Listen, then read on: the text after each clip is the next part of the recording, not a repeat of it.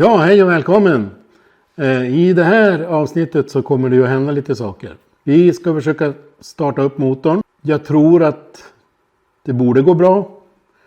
Men vi provar att starta upp den så får vi se vad som händer. Om det inte händer någonting eller om den drar igång. Om den går igång nu så att jag vet att det fungerar, då ska vi skruva dit kylare. Och sen kommer jag då att köra lite längre. I slut så ska vi titta på hur det ser ut i Max ECU. Att styrsystemet hänger med och att alla värden ser ut som borde göra. Så missa inte slutet. Nu kör vi! Ja grabbar, då trycker vi på start nu får vi se vad som händer.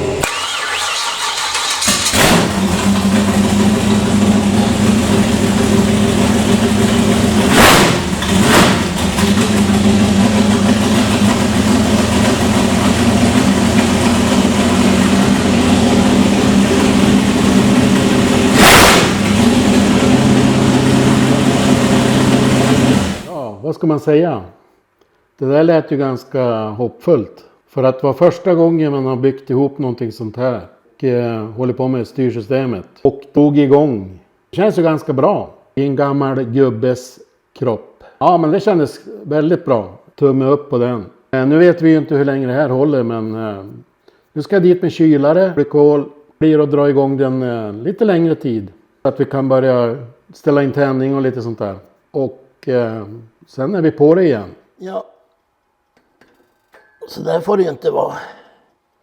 Måste vi fixa ett fäste dit. Ja men. Så där. Får vi göra något och sätta fast det där med. Så att de sitter i sidled. Ja nu har jag satt ett fäste där så att. Det blir lite bättre. Det kan vara bra att de hänger kvar där. När man ska dra igång. Så då har vi gjort det. Ska vi fortsätta med att få dit slangar och kylare. Ja, jag håller på att sätta dit kylarslangen. Sådär. Och så ska vi på med ett klammer. Har vi det där. Och vi ser hur det här blir. Jag ska vänta med att dra det färdigt. Så man ser hur det ser ut med kylaren. Här har jag en kabel jag måste sätta fast. Och sedan så blir det att jag måste koppla in vattenpumpen. Men nu ska vi försöka få dit kylaren i första hand. Ja, då har jag tryckt dit den övre kylarslangen också. Så kom ihåg att få dit slangklamren. Det brukar man ju glömma. När man har satt dit alla saker då brukar man upptäcka att man behöver ett slangklammer också. Så där, då är det bara att börja hänga dit kylaren.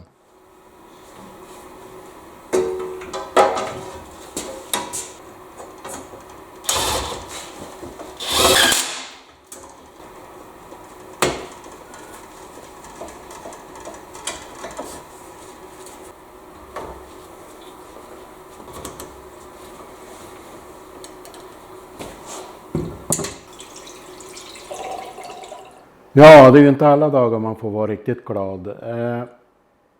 Det gick ju bra att starta upp motor. Jag skruvade dit kylare, fyllde glykol. Men vad händer när jag kommer tillbaka dagen efter? Det är en stor pöl med glykol på golvet. Jag har ett läckage. Det läckaget kommer från vattenpumpen. Så nu blir det att göra rätt. Ja, som ni ser så var det bara att skruva bort vattenpumpen igen och försöka hitta läckaget. Ja, läckaget har kunnat härleda till den här anslutningen. Jag har ju fått göra lite förlängning här så att det är här vi har läckaget. Kan även finnas tendens till läckage här i pluggen.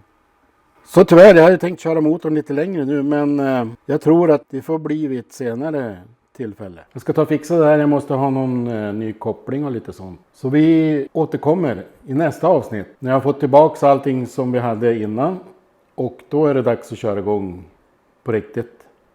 Och hoppas på att det inte är mer läckage. Men det är så. Kan bli så i livet ibland. Ska ju inte bara gå bra. Motorn gick ju igång och då har vi kommit väldigt långt om man tittar på hela den biten med styrsystem och alla funktioner.